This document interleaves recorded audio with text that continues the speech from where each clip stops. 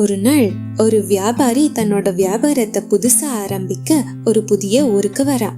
அந்த ஊர்ல வாடகைக்கு ஒரு வீடு தேட ஆரம்பிக்கிறான். அதே ஊர்ல ஒரு வயசான ஆள் இருந்தாரு. இவர் பேரு ராஜையா. இவரு ஊர் மக்களை ஏமாத்தி நிறைய சொத்து சேர்த்து வச்சிருந்தாரு. அந்த வியாபாரியோட பேரு கிருஷ்ணா. இந்த ஊர்ல வீடு தேடி தேடி கடைசியா ராஜையா வீட்டுக்கு வராரு. ஐயா, இங்க ஏதாவது ஒரு வீடு வாடகைக்கு கிடைக்குமா? ராஜையா கிருஷ்ணாவை ஒத்து பாக்குறாரு. கிடைக்கும், ஆனா வாடகை கொஞ்சம் அதிகமா இருக்கும். கொடுக்க தயாரா இருந்தா சொல்லு, வீட்டை காட்டுறேன். கிருஷ்ணா கொஞ்சம் யோசிக்கிறான். ஆனா வேற வழி இல்லாததால ஒத்துக்கிறான். ராஜையா அவனை கூட்டிட்டு ஒரு பழைய வீட்டுக்கு போறான். இதுதான் நான் சொன்ன வீடு. மாசத்துக்கு 1000 ரூபாய் வாடகை. ஒரு நாள் தாமதமானாலும் வட்டியோட சேர்த்து கொடுக்க வேண்டியதா இருக்கும். என்னது, இந்த வீட்டுக்கு 1000 ரூபாவா? ஆமா, கொடுக்கறதா இருந்தா இரு, இல்லனா கிளம்பி போயிட்டே இரு. கிருஷ்ணாக்கு வேற வழி இல்ல. ஊர் முழுக்க தேடியும் வீடு கிடைக்காததாலதான் கடைசியா இந்த ராஜையா கிட்ட வந்திருந்தான். சரி ஐயா, நான் 1000 ரூபாய் கொடுக்கறேன். இப்படியே சில நாட்கள் போகுது. ராஜையா தொட்டதுக்கெல்லாம் காசு கேட்க ஆரம்பிக்கிறான். நேத்து என்னோட கிணத்துல தண்ணி எடுத்துட்டு போனல, ஒரு குடத்துக்கு 5 ரூபாய் கொடுக்கணும். தண்ணிக்கும் காசு கொடுக்கணுமா?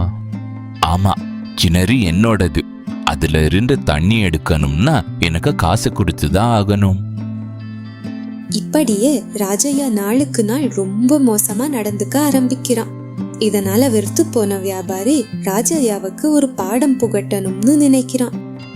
மறுநாள் காலையில வியாபாரி ராஜையா வீட்டுக்கு போறான்.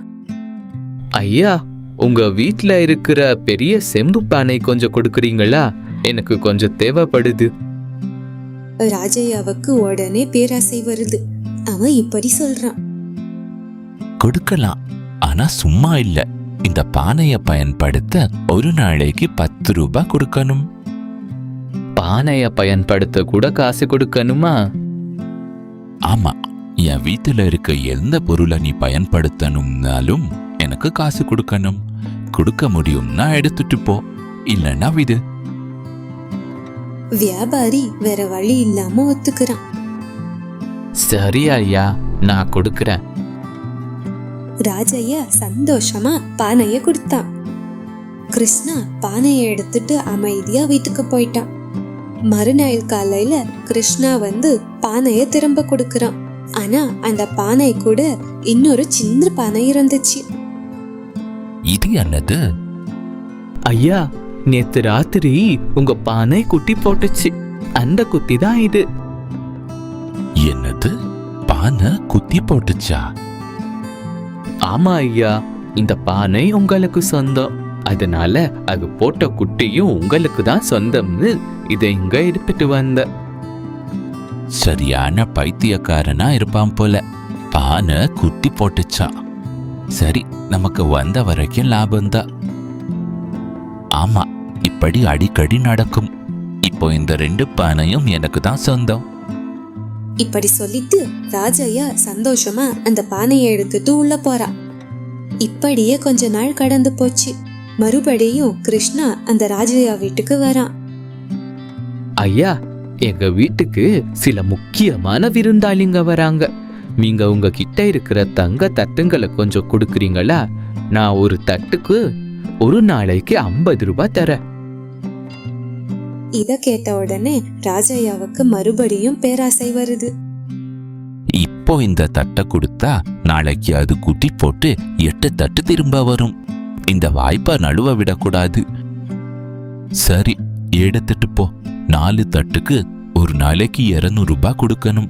அப்படியே என்னோட தட்டு குட்டி போட்டா எடுத்துட்டு வந்து எனக்கே கொடுக்கணும். கண்டிப்பா எடுத்துட்டு வரையா? சரி, எடுத்துட்டு போ. ராஜையா 4 தங்க தட்டை கொடுத்து அனுப்புறான்.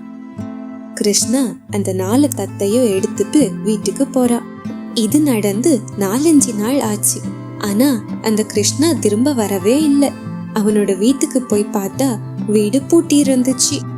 ராஜையாவுக்கு ரொம்ப கோபம் வருது. மறுநாள் காலையில ராஜையா சந்தைக்கு போறா. அங்க கிருஷ்ணாவை பாக்குறான். டேய் சோமு, என்னோட தங்க தட்டுங்க எங்க? கிருஷ்ணா சோகமா இருக்கிற மாதிரி நடிச்சுக்கிட்டே இப்படி சொல்றான். ஐயா, சொல்றதுக்கே ரொம்ப கஷ்டமா இருக்கு. அன்னைக்கு நான் உங்க வீட்டுக்கு வந்து தட்டு வாங்கிட்டு போனல, அன்னைக்கு ராத்திரி உங்க தட்டுங்களுக்கு குளிர் ஜுரம் வந்துடுச்சு. நானும் ஏதேதோ பண்ண முயற்சி பண்ணேன். ஆனா ஜுரம் அதிகமாகி எல்லா தட்டுகளும் செத்து போச்சியா. என்னடா விளையாடுறியா?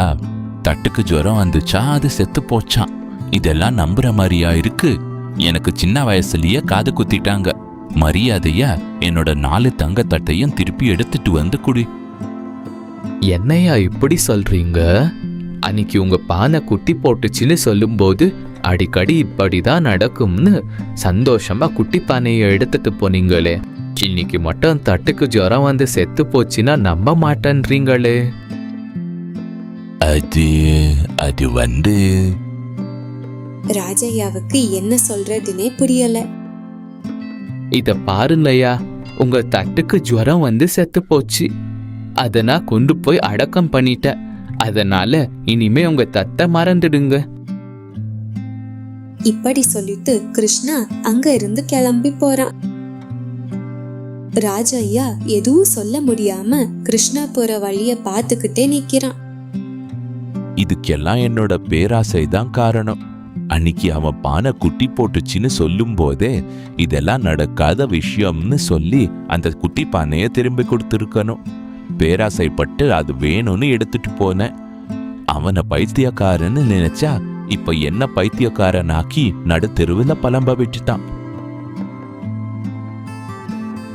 என்ன மக்களே, பாத்தீங்கல்ல, ஜனங்களை ஏமாத்துறது ரொம்ப தப்பு. நம்ம ஒருத்தரை ஏமாத்துனா நம்மளை ஏமாத்த ஒருத்தர் வருவாங்க. சரி, கதை பிடிச்சிருந்தா லைக் போட்டு காமெண்ட் பண்ணுங்க. மறக்காம சேனலை மட்டும் சப்ஸ்கிரைப் பண்ணிட்டு போங்க. பாய்.